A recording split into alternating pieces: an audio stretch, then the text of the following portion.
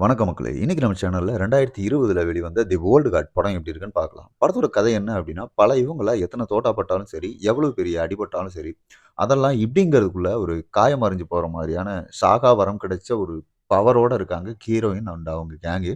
ஹீரோயினுக்கு வர்ற கனவுல அவங்கள மாதிரியே ஒரு பொண்ணு தெரிய வர, அந்த பொண்ணு ஒரு போர்க்களத்துல இருக்காங்க.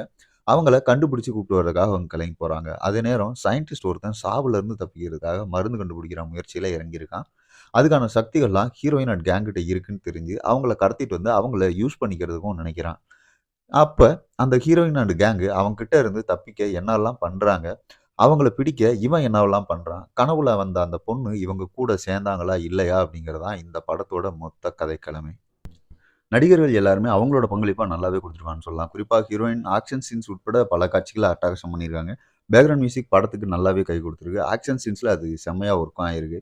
ஸ்க்ரீன் பிளே மெதுவா ஆரம்பிச்சு, அதுக்கப்புறம் வர்ற பக்காவான ஆக்ஷன் சீன்ஸ்லாம் நம்மள கட்டி போட்டுர்றாங்கன்னே சொல்லலாம்.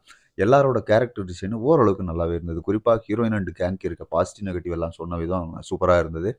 அதாவது அவங்களுக்கு வயசாகாது. ஆனா, அவங்க கூட இருக்கவங்களுக்கு வயசாகும். அது அவங்களுக்கு தெரியவும் தெரியாது. இவங்களோட பவர அவங்களுக்கு கடத்தவும் முடியாது அப்படிங்கிற தகவல் சொன்னதா இருக்கட்டும்.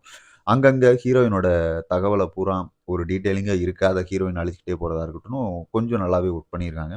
அதே மாரி ஆக்ஷன் சீன்ஸ்ல எல்லாருமே பட்டைய கிளப்புதுன்னே சொல்லலாம். தெறிக்க விட்டுருக்காங்கன்னே குறிப்பா சொல்லலாம். நெகட்டிவ்னு பார்த்தா, படத்துல வர சில எமோஷன் சீன்ஸ் சரியா கனெக்ட் ஆகாத மாரி ஒரு ஃபீல் இருந்தது. அவங்களுக்கு அந்த பவர் எப்படி வந்தது அப்படிங்கிறத இன்னும் கொஞ்சம் டீட்டெயிலா சொல்லியிருந்தா நல்லா இருந்திருக்குமோ அப்படிங்கிற மாரி தோணுச்சு. மத்தபடி பெருசா எந்த குறையும் எனக்கு தெரியல. சயன்ஸ் ஃபிக்ஷன் கலந்து ஒரு ஆக்ஷன் படம் கூட இத சொல்லலாம். அந்த ரசிகர்களுக்கு இந்த படம் கண்டிப்பா பிடிக்கும். 2வது பார்ட்டுக்குமே சரியான லீட் குடுத்துருக்காங்க. 2வது பார்ட் இப்போ ரிலீஸ் ஆயிருக்கு. அதுவும் தமிழ் டப்பிங்லயே ரிலீஸ் இருக்கு.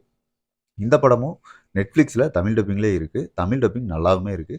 பார்க்கணும்னு நினைக்கிறவங்க தாராளமா பாருங்க மக்களே. அடுத்த ஒரு விமர்சனத்தில் சந்திப்போம். நன்றி.